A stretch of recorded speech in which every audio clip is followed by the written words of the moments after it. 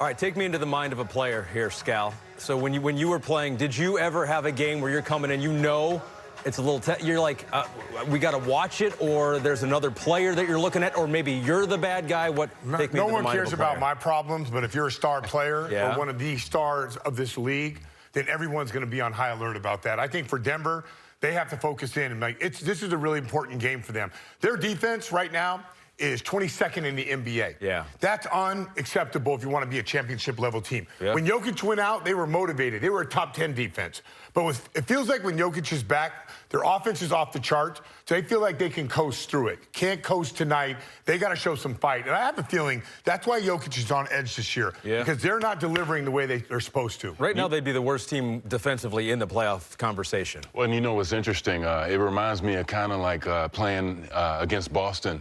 You know, in those days, playing against Kevin Garnett, Kendrick Perkins, Big Baby Davis. They're coming to be physical. You're going to have to play basketball, but at the same time, you know that somebody's going to be in your space and try to get in your head. So who can do the better job of playing basketball? And like Scal said, right now, somebody's going to have to match Jokic's energy, and hopefully Aaron Gordon can give them a lift tonight. It feels like they have SGA's back. And I know Aaron Gordon does. But for me, Denver has a lot to prove. They got to prove that they are worthy of being on an all-time great players team, and they haven't done that this year. And with that bump, we're going to find out if they're about that or not. Well, they haven't been healthy for most of the year, right? And they're trying to get all their pieces back together. We'll see if Murray can go tonight. They're getting Aaron Gordon back. But Chris Bosh, I guess you have the worry at some point that maybe you haven't played together enough as we're getting close to the playoffs here. Is there a chance that it just does not come together for the Denver Nuggets? Well, I mean, you can't think like that. You have to work with what you have, and you definitely don't want to waste the season.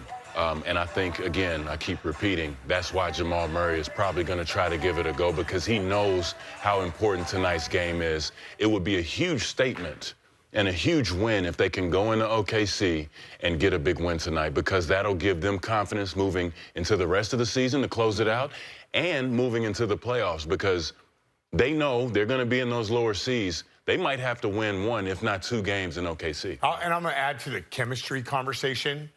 Why is their offense off the chart? It's one of the best offenses in the history of the game. Their defense is bad because they just don't play hard. They don't get after it. And they rely on Jokic to give me a wide-open layup or a wide-open shot. They know that they can win games just offensively. So either A, they're playing rope-a-dope, or B, they just don't have that heart anymore. They might be. Maybe they need somebody to match, like I said, match that MVP player style with Murray and Jokic. Who's the other people that's going to come and really give a spark for the Nuggets? And maybe Aaron Gordon could be that person. They've been injured. That's not easy to deal with, but the whole team is going to have to step up, play much harder. They shouldn't hear, not playing hard. The one player that got under your skin more than anyone, Chris. Kevin Garnett by far. Gotta be. Kevin Garnett by far. I hated playing against him. We were more so in a wrestling match, and then it would be 4-on-4 on the other side. I had one good game against him, I think, in my early 20s. And from then on, he would just grab me as soon as I crossed half court while the other game went on. When you can't stop him, grab when he was in Miami, he got back. It was at that point, we had no answer for him. Yeah. We'll see the dynamic tonight. I'm hearing in my ear, it does sound like Jamal Murray will be available. Chet Holmgren on the other side is out for this game, has an illness, flu. So that is going to be huge. That will be huge. So we'll keep you updated on that as we get closer to tip-off here. So the Denver Nuggets, boy, it's not been great for them. They're in the 6th spot right now in the West. Their next 4 games against teams currently in the top 6 in the West. You got the OKC one tonight, Houston, Spurs, Lakers, and so tough road ahead. They got to figure out that defense. Figure out their identity, as Scal says. We got to take. Well, we'll find out if they're rope-a-doping, because if they are, they'll start guarding, and it starts tonight. Hit subscribe for more news, highlights, and analysis from the NBA on NBC.